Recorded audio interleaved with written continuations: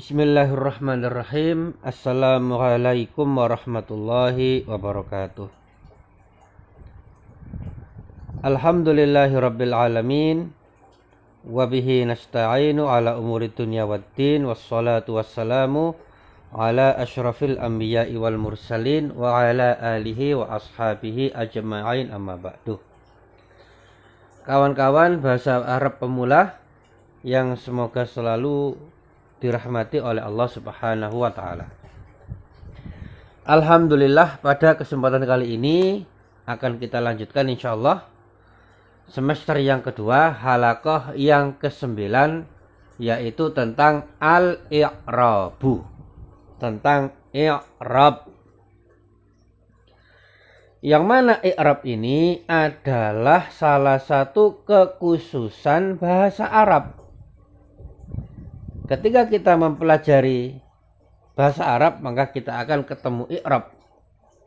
Adapun pada bahasa-bahasa yang lain seperti bahasa kita atau bahasa Inggris dan lain sebagainya, itu tidak ada i'rab.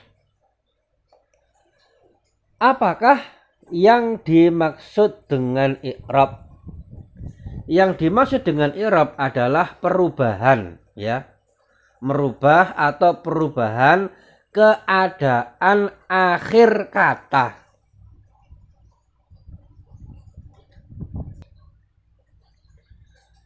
Sesuai dengan faktor yang masuk kepadanya. Jadi kata dalam bahasa Arab misalkan baitun. Nah, itu bisa menjadi baitun, bisa menjadi baitin, bisa menjadi baitan. Nah, artinya belakangnya bisa dhamma, bisa kasrah, bisa fathah. Maka perubahan akhir kata tersebut, perubahan keadaan akhir kata tersebut itu dipelajari dalam al-i'rabu. Dan kalau ada perubahan di akhir kata, maka itu ada sebabnya dan itulah yang ingin kita pelajari. Nah, yang pertama perlu kita ketahui bahwasanya yang namanya al-i'rabu itu ada 4 macam.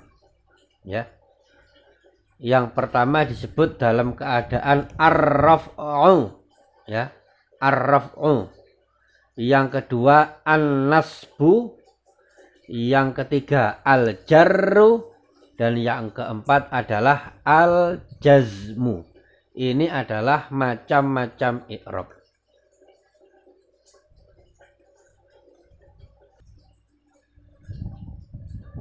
Dan i'rab itu berhubungan dengan isim atau juga dengan fi'il, kata benda dan juga dengan kata kerja.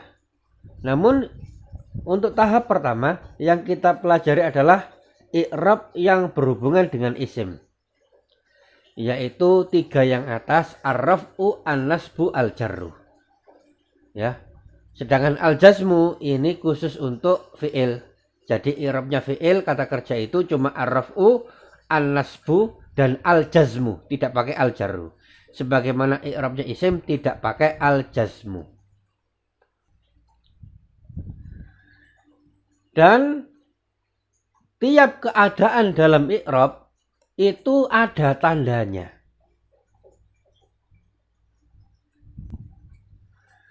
Ada tanda-tanda atau al-alamatu al-asliyatu, tanda-tanda yang utama, tanda-tanda yang pokok. Dan ada tanda-tanda al-far'iyah, ada tanda-tanda cabang. Nah, pada tahap ini kita cuma mempelajari tanda-tanda yang pokoknya saja. Ya, mungkin nanti bisa dilanjutkan tentang tanda-tanda far'iyah di kesempatan yang lain. Namun intinya dan dasarnya adalah ini. Yang pertama adalah ar-raf'u. Ya. Ketika suatu isim dalam keadaan rafa', nah, jadi seringkali ar-raf'u disebut rafa', an-nasbu disebut nasab, al-jarru disebut jar, al-jazmu disebut jazm. Nah, maka kalau suatu isim dalam keadaan rafa, maka tandanya adalah dhammah. Termasuk juga dhammaten, ya, otomatis itu ya. Kemudian kalau suatu isim dalam keadaan an-nasbu, dalam keadaan nasab, maka tandanya adalah fathah, juga termasuk fathaten. Kemudian kalau suatu isim dalam keadaan jar, ya, al-jarru, maka tandanya adalah kasrah. Nah, isim dalam keadaan rafa disebut ismun marfu'un, ya, isim marfu'. Isim dalam keadaan nasab disebut isim mansub, isim mansubun, ya, ismun mansubun. Dan isim yang berada dalam keadaan jar disebut dengan ismun majrurun, ya, isim majrur. Adapun yang paling bawah al-jazm sebagaimana tadi disebutkan, yaitu khusus fi'il, khusus kata kerja. Sedangkan yang sekarang kita bahas adalah tentang isim dulu. Maka i'rab ini dibahas ketika sudah masuk susunan-susunan kata, sudah masuk al-jumlah. Jadi al-jumlatu itu bahasa Indonesianya adalah kalimat. Tapi kalau al-kalimatu, ya, al-kalimatu bahasa Arab, maka bahasa Indonesianya adalah kata. Nah, yang saya maksud adalah susunan-susunan kata atau kalimat. Kita membahas i'rab ini tentu ketika kita membahas kalimat, yaitu kata-kata yang sudah tersusun. Seperti kalau dalam bahasa Indonesia, bahasa kita ada yang namanya subjek, objek, predikat, keterangan. Nah, itu kan sudah susunan kata-kata. Maka kalau sudah membentuk kalimat, maka di situ tiap isim ada posisinya sendiri-sendiri. Nah, ketika sudah ada posisinya sendiri-sendiri, maka isim itu posisinya di antara salah satu 3 i'rab ini. Entah dalam keadaan rafa atau nasab atau jar, salah satunya. Entah dia itu isim marfu, isim mansub atau isim majrur, salah satunya. Nah, sekarang bagaimana cara kita membedakan kapan suatu isim majrur, kapan suatu isim mansub, dan kapan kalau suatu isim itu majrur. Nah, itu kita akan mulai mempelajari itu. Nah, secara umumnya, kebanyakannya isim itu dalam keadaan marfu. Dalam keadaan rafa, isimnya disebut isim marfu. Nah, umumnya kalau tidak ada yang merubah, maka isim itu berada dalam keadaan marfu, ya, dalam keadaan rafa. Misal di sini contoh yang pertama, ya, saya tulis di sini al-baitu kabirun. Rumah tersebut besar, ya. Rumah tersebut besar. Nah, kita lihat di sini al-baitu, belakangnya berharokat dhammah, maka ini adalah isim marfu. Sedangkan kabirun juga berharokat dhammah, dhammaten termasuk dhammah, ya, maka dia juga marfu.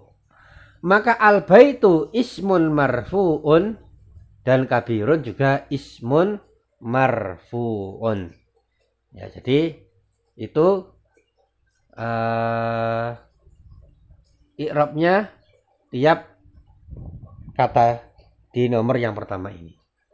Nah, berarti masih rafa dengan rafa. Sekarang nomor 2 kita baca. Al-qittu fil baiti. Kucing tersebut berada di dalam rumah. Nah, di sini ada perbedaan. Kita lihat nomor 1 dengan nomor 2. Di nomor pertama al-baitu, akhirnya bertanda apa? Akhirnya berharokat dhammah.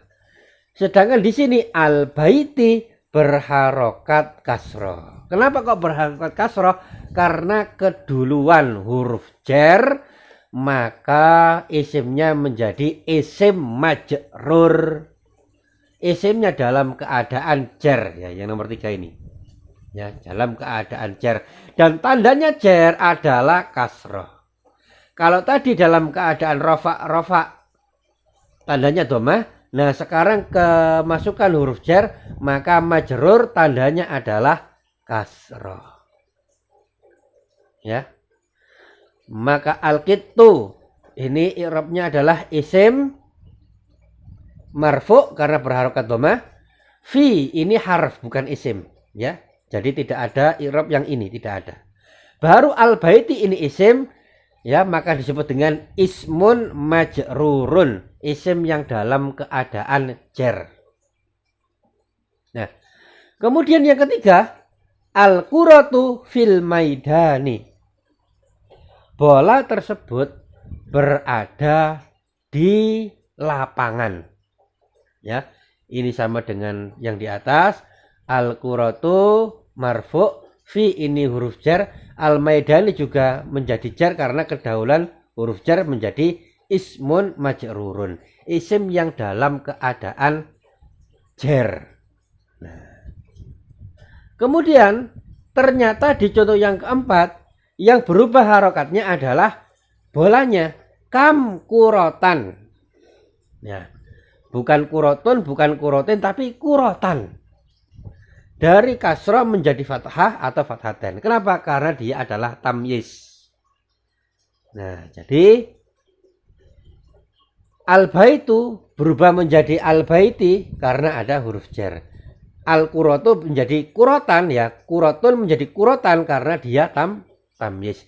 Dan tamyiz itu dalam hal ini i'rabnya mansub.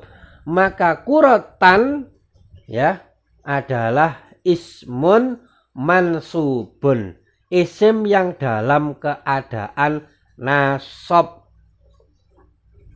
Dan tanda nasab adalah fathah.